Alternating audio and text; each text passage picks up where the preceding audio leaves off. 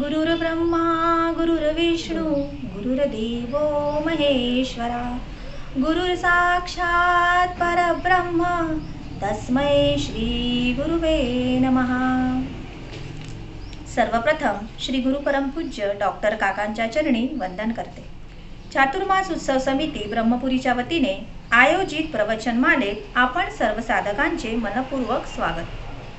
गत 6 वर्षापासून आपण चातुर्मास उत्सव साजरा करतोय व यावर्षी सुद्धा महाराष्ट्र व महाराष्ट्राबाहेरील एकूण 190 मंदिरामधून भावार्थ एकनाथी भागवत या ग्रंथाचे पारायण व अभ्यास आपण करतोय.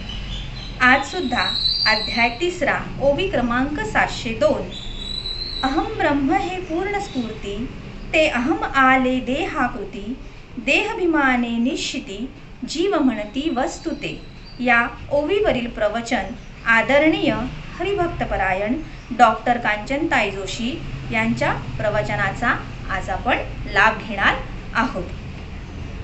आदरणीय हरिभक्तपरायण डॉक्टर कांचनताई जोशी या व्यवसायाने डॉक्टर असून त्या स्त्रीरोग तज्ज्ञ व प्रसूती तज्ज्ञ आहेत. 2017 मध्ये स्वतःची प्रॅक्टिस सोडून सद्गुरू कार्यामध्ये त्यांनी स्वतःला वाहून घेतलं.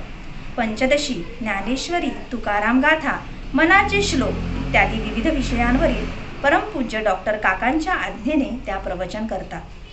परमपूज्य डॉक्टर काका उपाख्य श्री कृष्ण दत्तात्रय देशमुख यांच्या त्या अनुग्रहित आहेत. व्यावहारिक व पारमार्थिक सत्तेत सेवाभावाने त्या कार्य करतात. त्या आपणास ही ओवी समजावून सांगणार आहेत. मी आदरणीय कांचनताईंना विनंती करते की त्यांनी त्यांच्या प्रवचनास सुरुवात करावी. गुरुर्ब्रह्मा गुरुर्विष्णू गुरुर्देवो महेश्वरः गुरुः साक्षात् परब्रह्म तस्मै श्री गुरवे नमः. ब्रह्मानन्दं परमसुखदं केवलं ज्ञानमूर्तिं द्वन्द्वातीतं गगनसदृशं तत्त्वमस्यादिलक्ष्यम् एकं नित्यं विमलमचलं सर्वधी साक्षिभूतं भावातीतं त्रिगुणरहितं सद्गुरुं तं नमामि. शुकासारिके पूर्णवैराग्यजाचे वसिष्ठा परिज्ञान योगेश्वराचे कवी वाल्मिका सारिखा मान्य ऐसा नमस्कार माझा सद्गुरु रामदासा. जय जय रघुवीर समर्थ. प्रथम सद्गुरूंना वंदन करते, आयोजक असलेल्या सविताताईंना वंदन करते आणि प्रवचन ऐकणाऱ्या सर्व साधक बंधू आणि भगिनींना वंदन करते. आपला ओवीचा विचार चालू आहे. अहम ब्रह्म हे पूर्णस्फूर्ती ते अहम आले देहाकृती देहाभिमाने निश्चिती जीव म्हणती वस्तुते या ओवीचा आपण विचार करतो आहोत. आता मागच्या प्रवचनात आपण पाहिलं की अविद्येच्या प्रभावाने काय झालं तर देहाच्या अभिमानाने मी खरं म्हणजे पूर्ण ब्रह्म असूनही देहोहम अशी माझी भावना झाली आणि त्यामुळं काय झालं की माझी जी मूळची मिराशी आहे ती मी मूळची मिराशी गमावलेली आहे. आता ही मूळची मिराशी गमावल्यामुळं काय झालं तर अपूर्णत्व पदरात पडलं. आता खरं म्हणजे अहम ब्रह्म ही पूर्ण स्फूर्ती आहे आणि देहोहम ही अपूर्ण स्फूर्ती आहे आणि अहम ब्रह्म या पूर्णत्वाकडून देहोहम या अपूर्णत्वाकडची वाटचाल ही खरं म्हणजे आपली अधोगती आहे.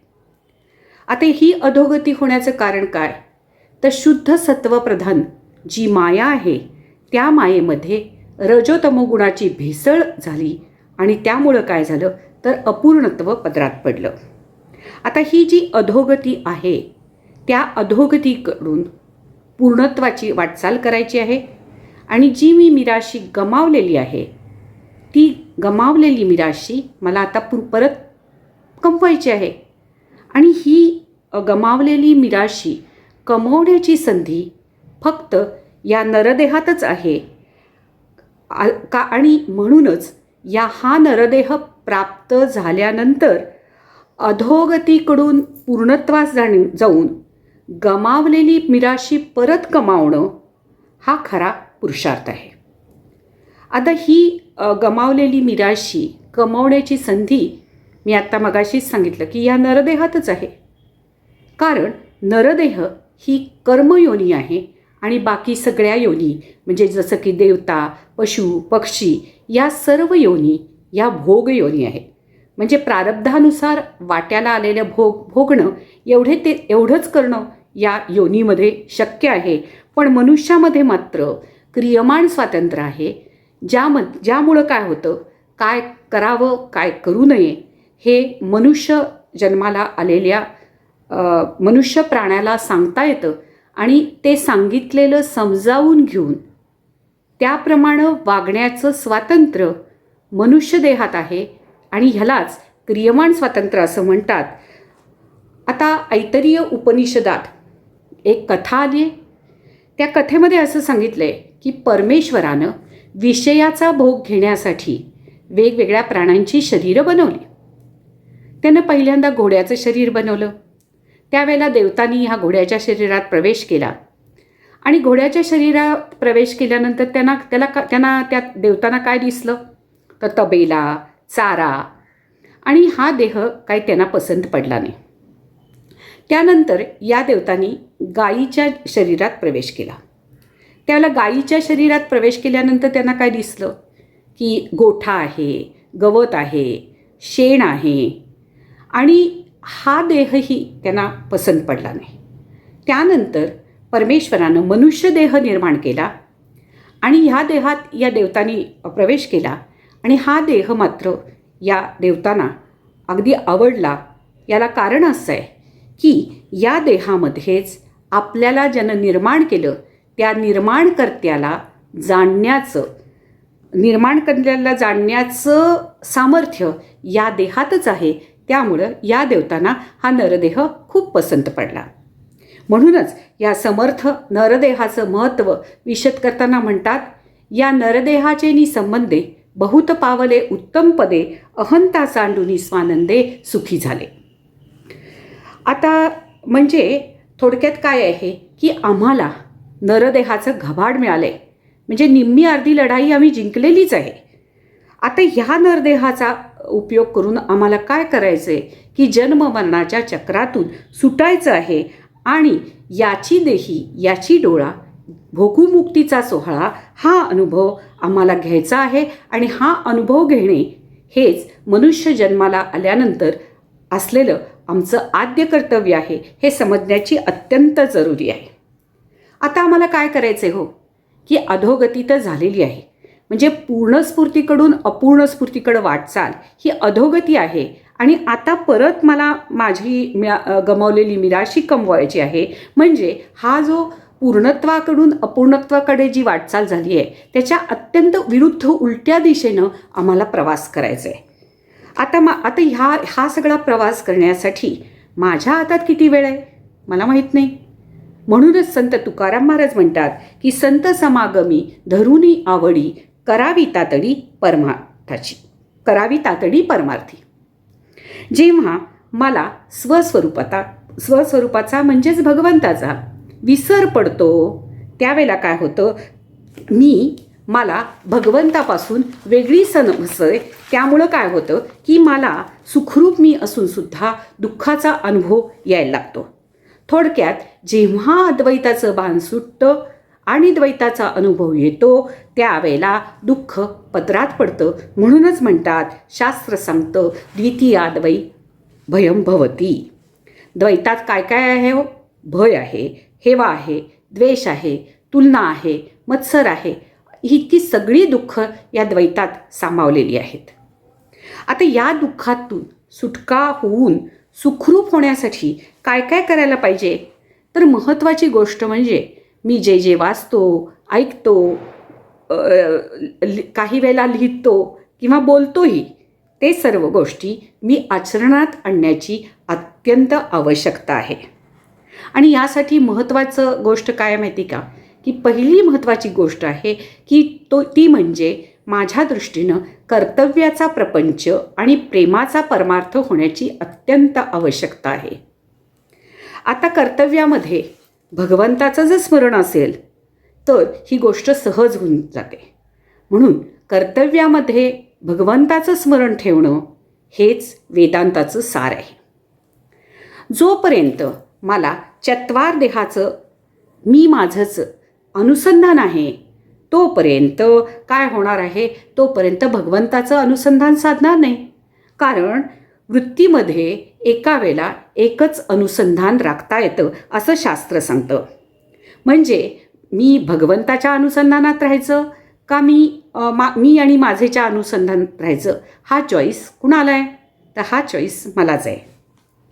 आता मी माझेचं अनुसंधान हे आपण सतत राखतो आणि त्यामुळं काय होतं, त्यामुळं अभिमान वाढतो आणि सतत प्रपंचाची आठवण ही राहिल्यामुळं देहोहम हा अभिमान वाढीस लागतो. त्यामुळं अपूर्णता पदरात पडते आणि ही अपूर्णता हेच माझ्या दुःखाचं खरं कारण आहे. आता प्रश्न कसा असतो, देह प्रपंच हा मूळचाच अपूर्ण आहे आणि जेव्हा मी या अपूर्णालाच पकडून ठेवते त्यावेळेला आपोआपच माझ्या हातात काय पडणार हो, अपूर्णत्वच पदरात पडणार. म्हणूनच संकुचित स्वार्थामुळं मी म्हणजे देह, मी माझे असा संकुचितपणा स्वार्थीपणा केल्यामुळं काय होतं, सुखदुःख चिंता शोक काय होईल कसं होईल इत्यादी काळज्या माझ्या पाठीमागं लागतात आणि मग त्यामुळं काय होतं, मी दुःखी होते.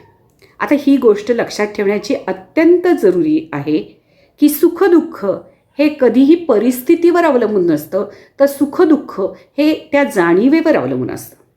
कारण आपण नेहमी पाहतो बघा एकाला जे सुखकारक वाटतं ते दुसऱ्याला दुःखकारक वाटतं.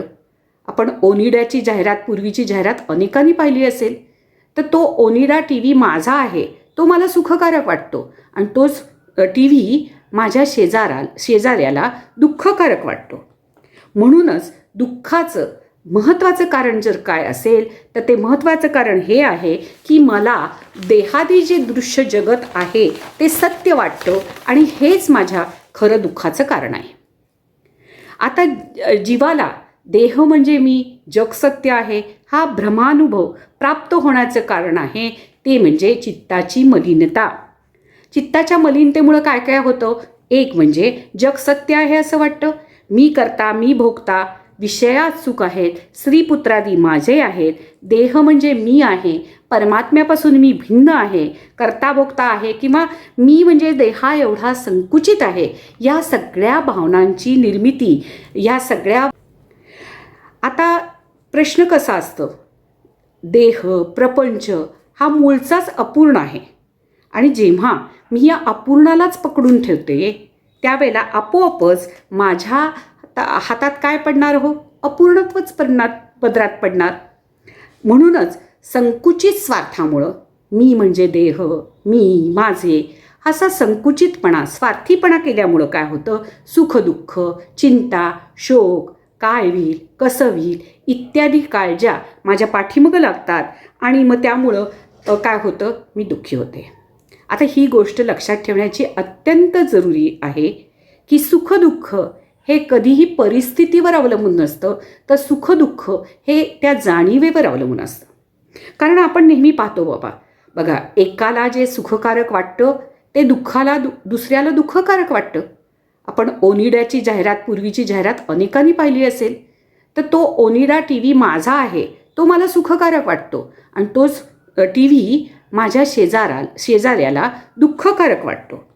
म्हणूनच दुःखाचं महत्त्वाचं कारण जर काय असेल तर ते महत्त्वाचं कारण हे आहे की मला देहादी जे दृश्य जगत आहे ते सत्य वाटतं आणि हेच माझ्या खरं दुःखाचं कारण आहे. आता जीवाला देह म्हणजे मी, जग सत्य आहे हा भ्रमानुभव प्राप्त होण्याचं कारण आहे ते म्हणजे चित्ताची मलिनता.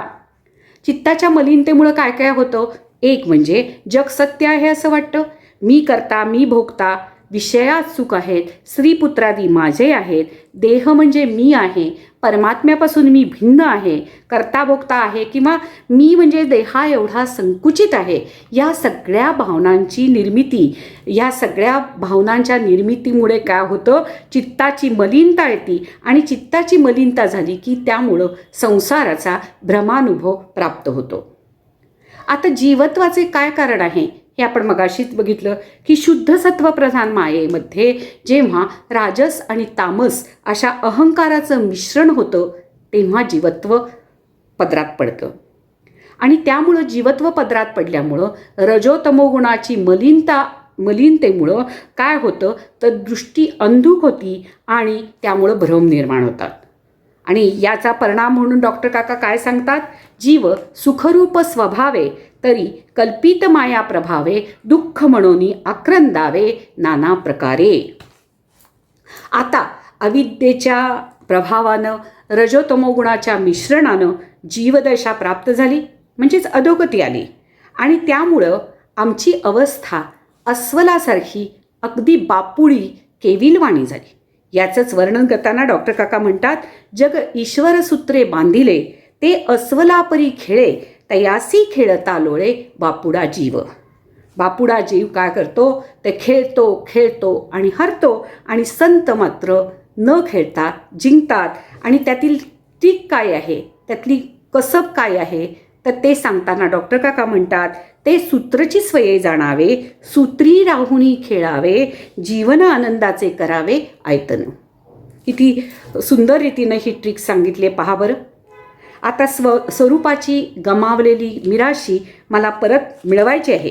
आता ती मिळवायची कशी, हा एक मोठा प्रश्न आहे. आणि ती मिळवायची कशी, किंवा हे स्वस्वरूप जे मी गमावले, जी मिराशी मी गमावलेली आहे, त्या सच्चित आनंद ब्रह्मस्वरूपाचा मला अनुभव कसा येईल, हाच प्रश्न राजा जनकाने पिंपलायन ऋषींना विचारलेला आहे. आणि या प्रश्नाला उत्तर देताना पिंपलायन ऋषी म्हणतात की भगवंताचे निष्काम भावनेने भजन केले की काय होतं की अंतःकरणातील मलाचा नाश होतो आणि चित्त स्वच्छ आणि शुद्ध होते. आता हे आपल्याला माहितीच आहे की निष्काम कर्मानं चित्त शुद्ध होतं, तर निष्काम उपासनेनं चित्ताची शांती होते. आणि आता आपल्याला हा नेहमीचा अनुभव आहे बघा. शांत स्वच्छ पाणी ज्या सरोवरात आहे त्या सरोवरातला तोल जो असतो तो अत्यंत स्पष्ट दिसतो. त्याप्रमाणे काय होतं की शांत शुद्ध झालेल्या अंतःकरणात आत्मस्वरूपाचा अप्रोक्ष अनुभव येतो.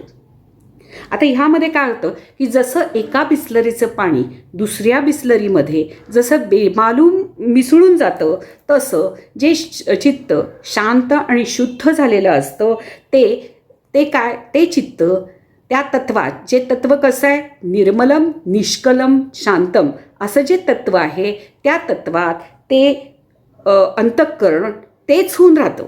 म्हणजे अंतःकरण तेच होऊन राहतं, म्हणजे ब्रह्मच होऊन राहतं. आणि त्याचं वर्णन करताना काय म्हणतात, उजेडी राहिले उजेड होऊन निवृत्ती सोपान ज्ञानदेव. आता आपल्या हातात याच्यासाठी असं होण्यासाठी साधन काय आहे हो, तर नामसाधना आणि सोहम साधना. यामुळं काय होतं की जीवाची जी अविद्या आहे ती अहंकारासह नष्ट होते. तेव्हा काय होतं की देहाचा जो देहसापेक्ष जो संकुचितपणा आहे, मी माझेपणा आहे, तो नष्ट होतो. आणि त्यामुळं देहादी जगत ब्रह्मरूप होते.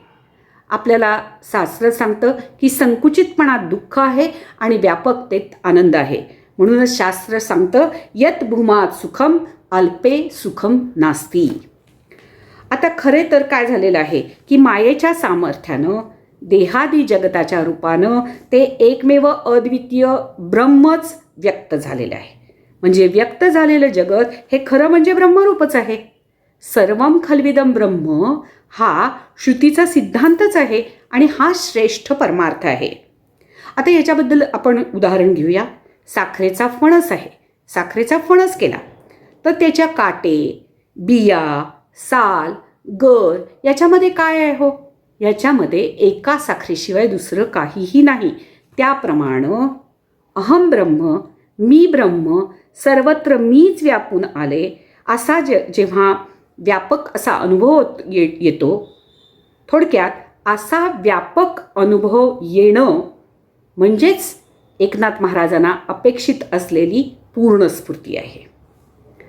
आता या पूर्णत्वाच्या प्राप्तीसाठी काय महत्त्वाचं साधन आहे, तर सर्व संत एकमुखानं सांगतात की ह्या पूर्णत्वाच्या प्राप्तीसाठी बलदंड साधन जर कुठलं असेल तर ते म्हणजे भक्ती हे बलदंड साधन आहे. याची ग्वाही संत तुकाराम महाराज येतात. ते काय म्हणतात? पिकलिया सेंड कडूपण गेले, तैसे आम्हा केले पांडुरंगे. काम क्रोध लोभ ठाईची निमाले, अवघी आनंदाची सृष्टी झाली. जीव ज्याच्याशी एकरूप होतो ते ब्रह्म कसं आहे हो? ते परब्रह्म सच्चित आनंदरूप आहे, सत्तारूप, प्रकाशरूप, परमानंद रूप आहे. त्यामुळं जीव ब्रह्मैक्य साधल्यावर आनंदाचा भोग कळतो. म्हणजे आनंदाचा भोग कळतो. याबद्दल डॉक्टर काका म्हणतात, तत्त्वम सोहमचे लगबगी, राहे अंतःकरण उगी, आत्मस्वरूपाचे अनुरागी, जीवची आत्मा. तर समर्थ याच्याबद्दल काय म्हणतात की असा अनुभव आला की काय होतं, तर सर्व जी साधना असतात ती गळून पडतात, सर्व साधनांची लगबग थांबते. याच्याबद्दल समर्थ म्हणतात, झाले साधनांचे फळ, संसार झाला सफळ, निर्गुण ब्रह्म ते निश्चळ, अंतरी बिंबले, हिसेब झाला मायेचा, झाला निवाडा तत्वाचा, साध्य होता साधनाचा ठाव नाही. साधकाच्या दृष्टीनं विचार करताना असं लक्षात येतं की साधकाची साधना करणारी जी सूक्ष्म अंतःकरण वृत्ती असते ती जेव्हा सहा अहम सोहम याला मी ब्रह्म आहे या वृत्तीला या घट्ट पकडून ठेवते, तेच काय आहे तर तेच महाकारण शरीर आहे, हीच मूळ माया आहे. म्हणूनच या ओवीत एकनाथ महाराज म्हणतात, अहम ब्रह्म पूर्णस्फूर्ती. अहम ब्रह्मासी हे महावाक्य आहे, मी ब्रह्म आहे असे जेव्हा महावाक्यजन्य दृढ आणि अपरिवर्तनीय अपरोक्ष ज्ञान होतं त्याला पूर्णस्फूर्ती म्हणतात. म्हणजे याच्यावरनं आपल्याला लक्षात आलं अपूर्णस्फूर्ती म्हणजे काय आणि पूर्णस्फूर्ती म्हणजे काय. आता खऱ्या आत्मरूप मीचा ते मी आहे म्हणजे ही आपण मी ब्रह्म आहे असा अनुभव येणं, दृढ अपरिवर्तनीय अपरोक्ष अनुभव येणं, याला आपण काय म्हटलं की पूर्णस्फूर्ती असं म्हटलं. आणि जेव्हा खऱ्या आत्मरूप मीचा ते मी आहे असा अनुभव येतो तेव्हा काय होतं, खरा मी समजला की तोतया मी जो आहे त्याचंच खरं म्हणजे बंड माजलेलं असतं, ते तोतया मीचं बंड पूर्णपणे मावळतं. आणि अहम ब्रह्म हे पूर्ण असून हीच पूर्णस्फूर्ती आहे नाथांना अपेक्षित असलेली. आणि ते पूर्णस्फूर्ती किंवा अहम ब्रह्म ही पूर्णस्फूर्ती कशी आहे त्याचं वर्णन उपनिषद करतं. ओम पूर्णमद पूर्णमिदं पूर्णात पूर्णमुदच्यते पूर्णस्य पूर्णमादाय पूर्णमेवावशिष्यते. ते ब्रह्म पूर्ण आहे, या पूर्णात काही मिसळलं तरी ते पूर्ण आहे आणि त्या पूर्णातून काही काढलं गेलं तरीही ते पूर्णच आहे. म्हणजे या पूर्ण ब्रह्मावर जेव्हा जगत भासायला लागतं तेव्हाही ते पूर्ण आहे आणि या दिसणाऱ्या दृश्य जगताचा नाश झाला तरीही ते पूर्ण आहे. पूर्णात वाढही होत नाही आणि पूर्णात घटही होत नाही. आणि ते मी आहे यालाच भक्ती मार्गात भगवंत असं म्हणतात. आता भक्तीची सुरुवात कशी होते हो? भक्तीची सुरुवात अशी होते की भगवंत आहे या श्रद्धेनं भक्तीची सुरुवात होत नाही आणि पूर्णात घटही होत नाही. आणि ते मी आहे यालाच भक्ती मार्गात भगवंत असं म्हणतात. आता भक्तीची सुरुवात कशी होते हो? भक्तीची सुरुवात अशी होते की भगवंत आहे या श्रद्धेनं भक्तीची सुरुवात होते आणि त्यानंतरचा क्रमविकास कसा असतो की भगवंत आहे आणि तो माझा आहे, कारण त्या भगवंतावर प्रेम निर्माण होतं आणि त्यामुळे तो माझा वाटायला लागतो. आणि त्याच्यानंतर तो माझा वाटायला लागल्यानंतर हळूहळू क्रमविकास असा होतो की तो माझा आहे याचं रूपांतर मी त्याची आहे अशात होतं. त्यामुळं 100% ईश्वर शरणागती अंगात मुरते आणि मी त्याची आहे हे जेव्हा अंगात मुरतं त्यावेळेला या स्थितीचं वर्णन समर्थ करतात. चंचल करता तो जगदीश, प्राणी मात्र तयाचा अंश, त्याचा तोची आपणास ठाव नाही. म्हणजे आय हॅव अ चॉईसलेस एक्झिस्टन्स हे आपल्याला पूर्णपणे कळून चुकतं आणि हीच आहे पूर्ण ईश्वर शरणागती. जे काय घडेल माझ्या जीवनात ती त्याची इच्छा आणि त्याची इच्छा मी त्याच्यावर प्रेम करते, मी त्याची आहे, त्यामुळे त्याची इच्छा तीच माझी इच्छा हे आपल्या अंगात भिनतं. आणि नंतरचा टप्पा, अंतिम टप्पा असा आहे की तो आणि मी एकच आहोत. समर्थ भक्ताची व्याख्या काय करतात हो? जो विभक्त नाही तो भक्त, अशी समर्थ भक्ताची व्याख्या करतात. असा भक्त होणं हेच आपलं सगळ्यांचं अंतिम साध्य आहे. आणि हे साध्य गाठण्यासाठी जेव्हा भेटी लागे जीवा लागलीसे असं भगवंताला भेटण्याची जेव्हा अत्यंत तळमळ लागते तेव्हा काय होतं की तेव्हा असं होतं की हरिचरणाच्या भजनानं त्याला अत्यंत कळवळून भेटीच्या आसेनं भजन केलं जातं. आणि या हरिचरणाच्या भजनानं काय होतं की चित्ताला जडलेले जे कामक्रोधादी मळ असतात, स्वार्थीपणाचा हा मळ असतो, तो क्षणाक्षणाला नष्ट होतो. आणि काय होतं की कर्मापासून निर्माण झालेले आपण बहुतांशी कर्म रजोतमो गुणामुळं जी केलेली असतात त्या स्वार्थीपणा असतोच. आणि त्यामुळं ह्या रजतमाचा जो मूळ असतो तो भक्तीच्या प्रेमरूपी पाण्यानं स्वच्छ धुतला जातो. आणि त्यामुळं हळूहळू स्वार्थीपणा कमी होतो, विषयाशक्ती हळूहळू शांत होते. आणि त्यामुळं काय होतं की चित्त शांत आणि निर्मळ असं होतं. आणि हळूहळू भगवंताकार अखंड वृत्ती राहायला लागती. ज्याला आपण भक्तीमध्ये भगवंत म्हणतो त्याला ज्ञानमार्गामध्ये ब्रह्म म्हणतात.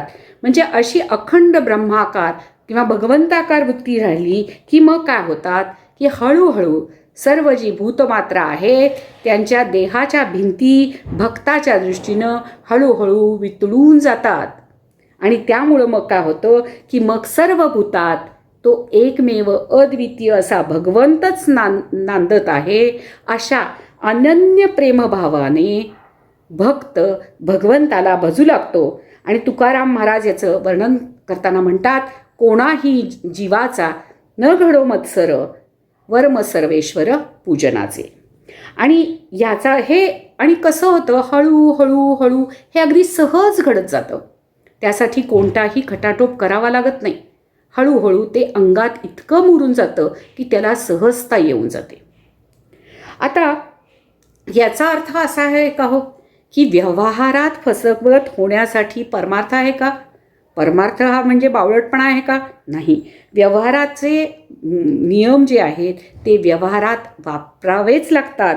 एखादा मनुष्य जर फसवत असेल तर आपण न फसणं हे आपलंच काम आहे.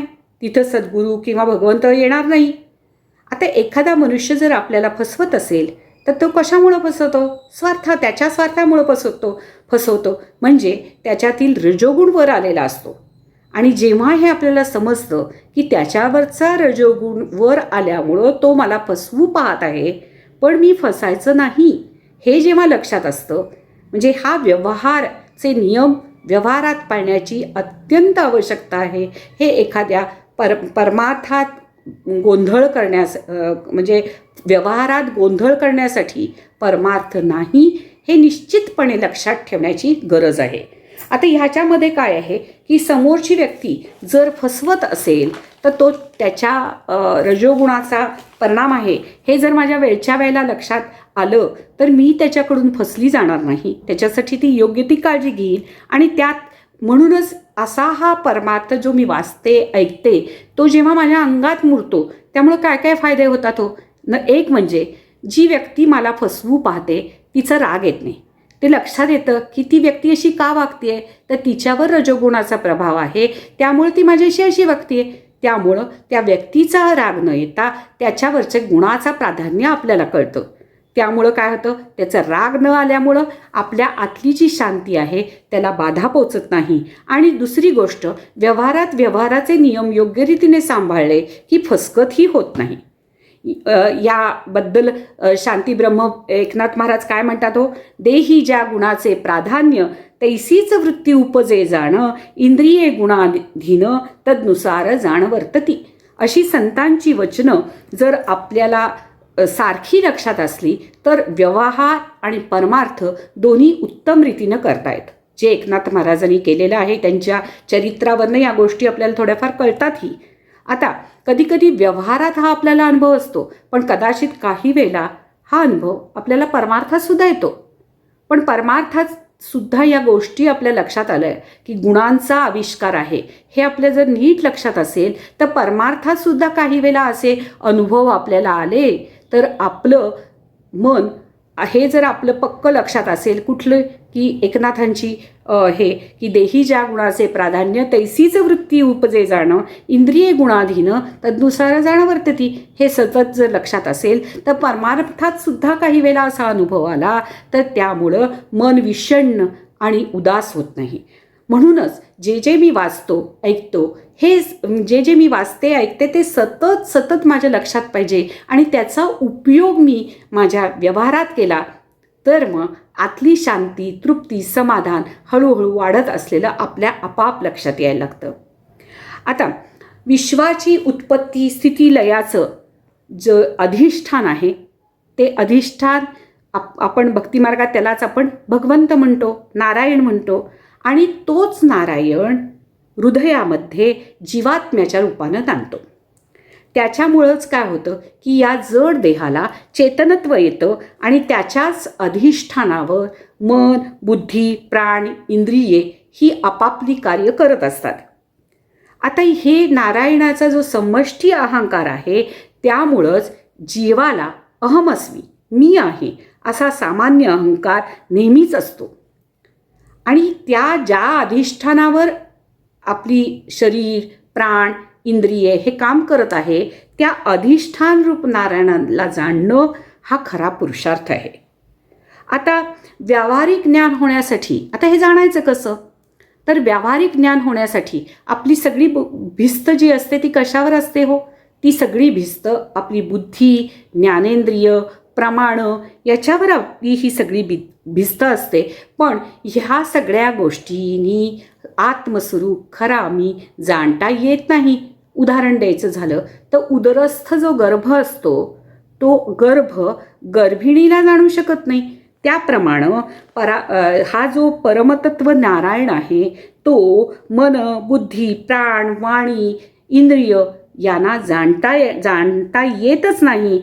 आणि उलट ह्या सगळ्यांच्या द्वारे जे ज्ञान आपल्याला होतं त्याला वृत्तिज्ञान म्हणतात. तर ते जे होणारं ज्ञान आहे ते होणारं ज्ञान आपल्याला असणाऱ्या ज्ञानावर म्हणजेच नारायणाच्या अधिष्ठानावर होतं हे आपल्याला लक्षात आलं पाहिजे.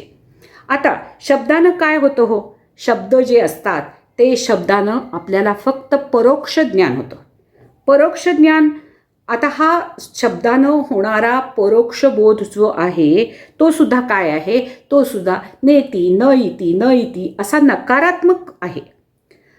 म्हणजेच आत्मरूप जो नारायण आहे तो प्रमाण, 9 प्रमाण, मन, बुद्धी, अहंकार, ज्ञानेंद्रिय यांनी जाणता येणं शक्य नाही. म्हणून त्याला स्वसंवेद्य असं म्हणतात.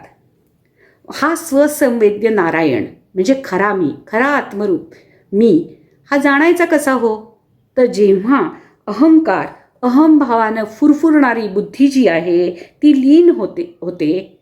जेव्हा ज्ञेय, अज्ञेय म्हणजे जाणता येण्यासारखं, जाणता न येण्यासारखं असे सगळेच भाव जेव्हा गळून पडतात तेव्हा काय होतं, तेच होऊन त्याचा अनुभव येतो. आणि तेव्हा होतं काय की जीवभाव गळून ब्रह्मरूपता येते. म्हणजेच ज्ञानाची साधने गळून पडल्याशिवाय, निवृत्त झाल्याशिवाय स्वरूप ज्ञान नाही हा शास्त्राचा सिद्धांत आहे. म्हणून एकनाथ महाराज काय म्हणतात, जर साखरेपासून ऊसाची उत्पत्ती झाली असती तर तर काय झालं असतं, तर इंद्रियाकडून ब्रह्म जाणता आलं असतं. म्हणजेच जेव्हा होणारं ज्ञान आहे, ते होणारं ज्ञान, ज्ञानाची साधनं जेव्हा निवृत्त होतात, तेव्हा आपोआपच ज्ञानघन असा नारायण प्रगट होतो. आणि असा ज्ञानघन नारायण प्रगट होणं ही संतांना अपेक्षित असलेली अहम ब्रह्म ही पूर्णस्फूर्ती आहे. आता हे कसं होतं, त्यामुळं आणि हे कसं होतं आणि त्यामुळं काय होतं, या दोन्ही गोष्टी फार महत्त्वाच्या आहेत. आणि त्याच्यासाठी संत तुकाराम महाराज म्हणतात, बंधनापासूनी उकलली गाठी, देता आली मिठी सावकाश. आणि त्यासाठी काय करावं, तर त्यासाठी बोलावा विठ्ठल, पहावा विठ्ठल, करावा विठ्ठल जीवभाव. म्हणजे जीवभाव जो आहे तो विठ्ठल भाव केला की मग ही जी पूर्ण स्फूर्ती आहे त्या खऱ्या मीची मला जे नित्यप्राप्तच आहे, ते माझं खरं म्हणजे स्वरूपच आहे, त्या नित्यप्राप्ताची आपल्याला प्राप्ती होते. आता आपल्या ओवीचा विचार चालू आहे. कुठली ओवी आहे, अहम ब्रह्म हे पूर्ण स्फूर्ती, ते अहम आले देहाकृती, देहाभिमाने निश्चिती, जीव म्हणती वस्तुते.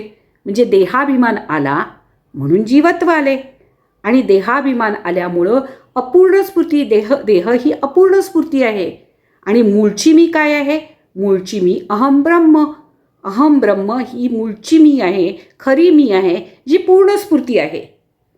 आता ही जी अपूर्ण स्फूर्ती, देहरूपी जी मी आहे, अपूर्ण स्फूर्ती म्हणजे हा जो जीव आहे, त्या जीवाला किती अवस्था आहेत, तर त्याला 3 अवस्था आहेत. आणि देहरूप जी मी आहे त्याला 6 विकार आहे. आणि हाच कोण आहे, तर हाच तोतया मी आहे, ज्याला मी अखंड मी मी मी अशी संबोधत असते. पण खऱ्या जो मी आहे त्याला या 3 अवस्थाही नाहीत आणि त्याला 6 विकारही नाहीत.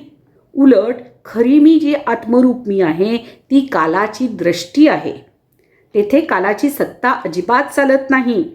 त्या आत्मरूप श्री गणेशाचं वर्णन करताना अथर्व शीर्षात म्हणतात, त्वम देहत्रयातीता, त्वम अवस्थात्रयातीता, त्वम कालत्रयातीता. तर केनोपनिषदात त्याचं वर्णन कसं करतात, तो प्राणाचा प्राण आहे, कानाचा कान आहे, डोळ्याचा डोळा आहे, असं त्याचं वर्णन करतात. म्हणजे ज्या आत्मस्वरूपाच्या सत्तेवर प्राण, इंद्रिय, अंतःकरणादिकाचे व्यापार चालतात, त्याच्याच अधिष्ठानावर चालतात, पण त्यापासून तो मात्र कायसा असतो, तो बेखबर असतो, अलिप्त असतो. आता हे समजावून घेण्यासाठी आपण सूर्यकांत मण्याचं उदाहरण घेऊया. सूर्यकांत मण्यामध्ये सूर्याची उष्णता, गोलाई, प्रकाश प्रगट होतो. पण सूर्यकांत मणी म्हणजे सूर्य आहे का हो? नाही. सूर्यकांत मणी असो किंवा नसो, सूर्याचं अस्तित्व अबाधित असते. आणि सूर्य हा सूर्यकांत मण्याविषयी बेखबर असतो. त्याप्रमाणे आत्मस्वरूप खरी मी जी आहे ती जीवाच्या सगळ्या कारभारापासून कशी आहे, ती जीवाच्या सगळ्या कारभारापासून म्हणजे त्याच्याकडनं, त्याच्या देहाकडनं जे होणारे जी कर्म आहेत त्या कर्मापासून आत्मरूप मी बेखबर असते. आता काय काय कर्म घडतात? आता जागृतीतील जीवरूप जी मी असते त्याला सामान्य लोक काय म्हणतात, कर्ता, भोगता असं संबोधतात. आता स्वप्नावस्थेत काय असतं, तर स्वप्नावस्थेमध्ये केवळ लिंगप्रधान देह असतो. त्यामुळं जागृतीतील देहेंद्रिया वाचून सुद्धा अनेक कारभार चाललेले असतात. आणि स्वप्नात जी मी म्हणून असते ती मी अनेक कर्मे, गोष्टी देहेंद्रिया वाचूनही करतच असते. आणि तीच मी काय होतं की झोपेमध्ये काय करतं, तीच मी सुखाचा भोग घेते आणि भोगता बनते.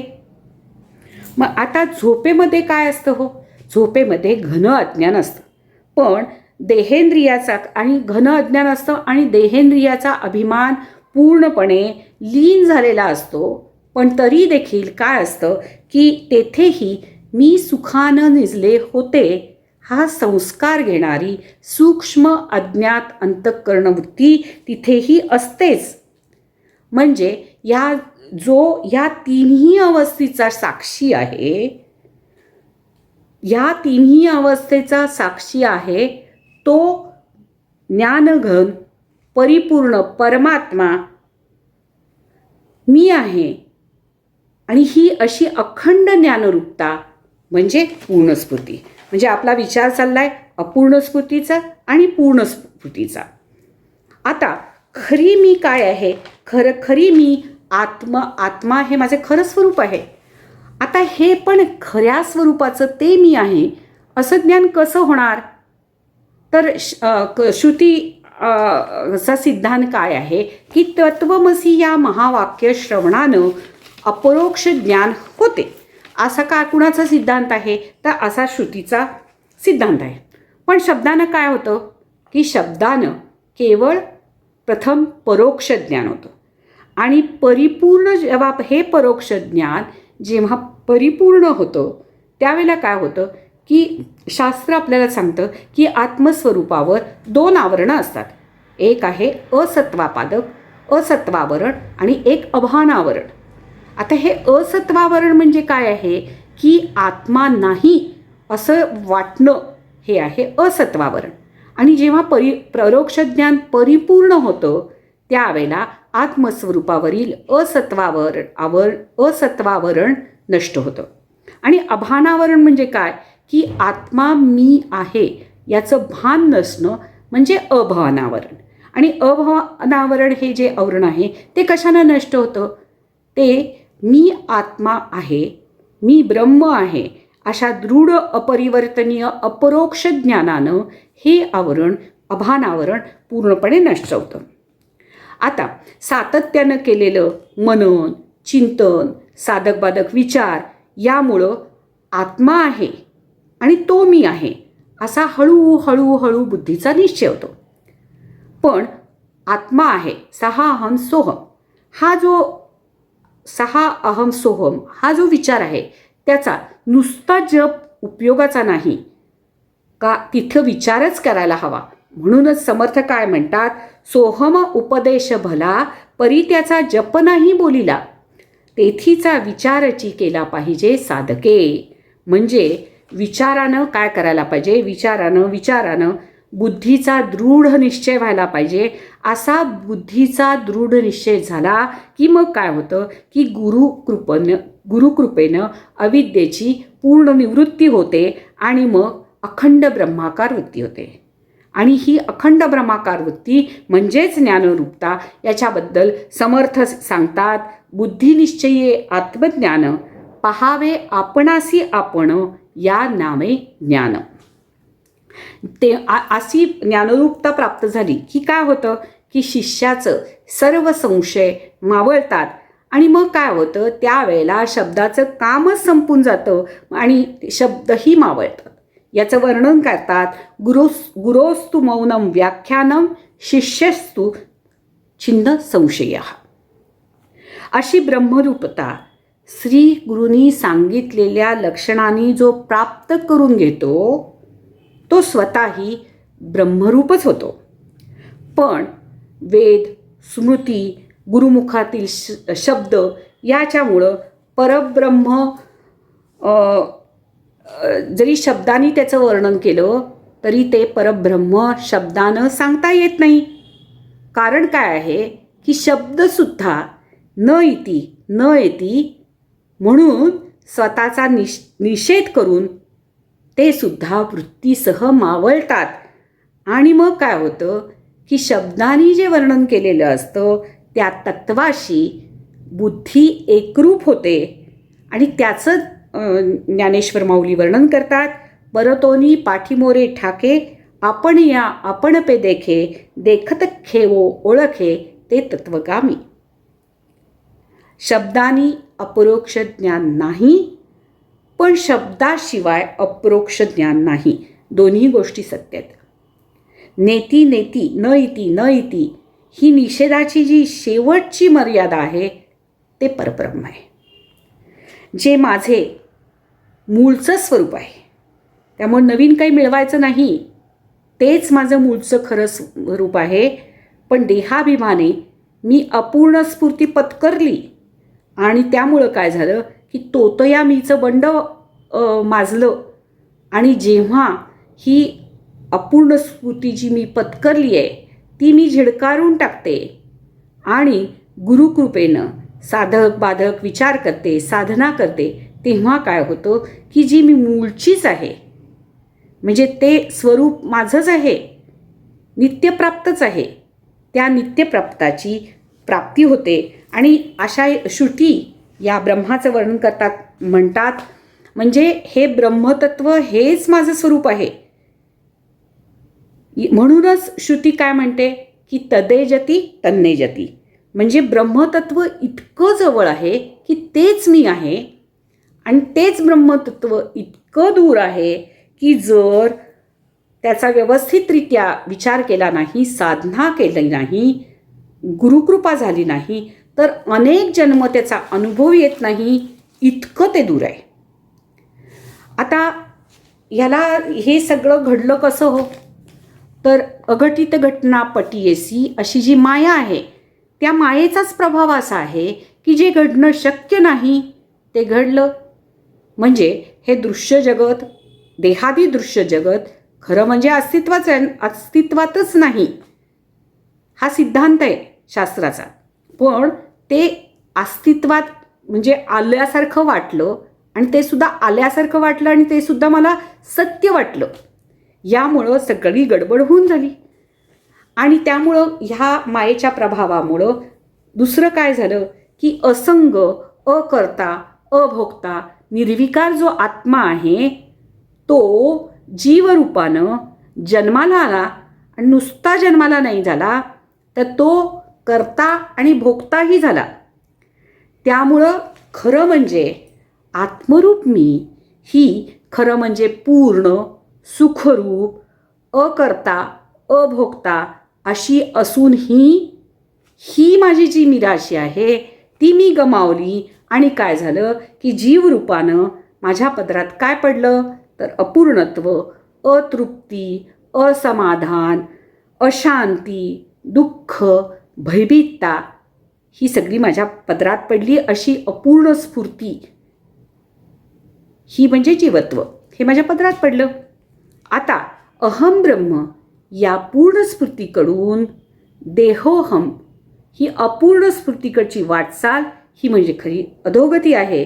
आणि या अधोगतीकडून परत मूळ स्वरूपाकडं जायचे, अंधाराकडून परत उजेडाकडं जायचे, म्हणजे तेजाकडं जायचे, असतकडून सतकडं जायचे, मृत्यूकडून अमरत्वाकडं वाटचाल करायची. आणि ही सगळी वाटचाल म्हणजेच साधना. आणि अशी साधना करून गमावलेली मिराशी कमावणं हा नरदेहातील खरा पुरुषार्थ आहे. हा पुरुषार्थ परत एकदा सांगते की हा पुरुषार्थ फक्त मनुष्य देहातच कमवता येतो. म्हणूनच या नरदेहाची सगळ्यांनी स्तुती केलेली आहे. मगाशीच मी म्हटलं त्याप्रमाणे समर्थ म्हणतात, या नरदेहाचे संबंधे बहुत पावरे उत्तम पदे, अहंता सांडुनी स्वानंदे सुखी झाले. म्हणून जर मूळची गमावलेली जी मिराशी मी गमावली आहे, मूळची मिराशी मी गमावली आहे, ती कमावायची असेल तर समर्थ म्हणतात काय करायला पाहिजे तर अहंता सोडून द्यायला पाहिजे. अहंता सांडुनी स्वानंदे सुखी झाले. आता पूर्वपुण्याईनं पहिला अर्धी लढाई मी जिंकलेलीच आहे, कारण पूर्वपुण्याईनं मला मनुष्यदेहाची तर प्राप्ती झालेलीच आहे. आता पण मनुष्यदेहाची प्राप्ती झालेली असली तरी त्याचं जर खऱ्या अर्थानं मला सार्थक करायचं असेल तर काय करायला पाहिजे, साधना करायला पाहिजे. आणि अशी साधना करण्यासाठी विचारपूर्वक वाटचाल करण्यासाठी सद्बुद्धी मिळायला पाहिजे. आणि अशी सद्बुद्धी लाभो, सर्वांना लाभो अशी मी सद्गुरुचरणी प्रार्थना करते आणि थांबते आणि सरते शेवटी उपनिषदातील शांतीपाठानं वाणीला विराम देते. असतो मा सद्गमय तमसो मा ज्योतिर्गमय मृत्योर्मामृतं गमय. ओम शांती शांती शांती. जय जय रघुवीर समर्थ. ब्रह्म हे एकमेव सत्य आहे व संपूर्ण जग हे मिथ्या आहे. तरीही व्यापक ब्रह्म सर्वत्र असूनही त्याऐवजी भासणारे जगच नामरूपामुळे खरे वाटू पाहते. हे केवळ अज्ञानामुळेच. ही भ्रांती कशी घालवावी हे सांगणारे प्रवचन आज आपण आदरणीय हरिभक्तपरायण डॉक्टर कांचनताई जोशी यांच्या वाणीतून ऐकायला मिळाले. यासाठी त्यांचे मनःपूर्वक आभार. आपण सर्व श्रोत्यांचेही मनःपूर्वक आभार. धन्यवाद.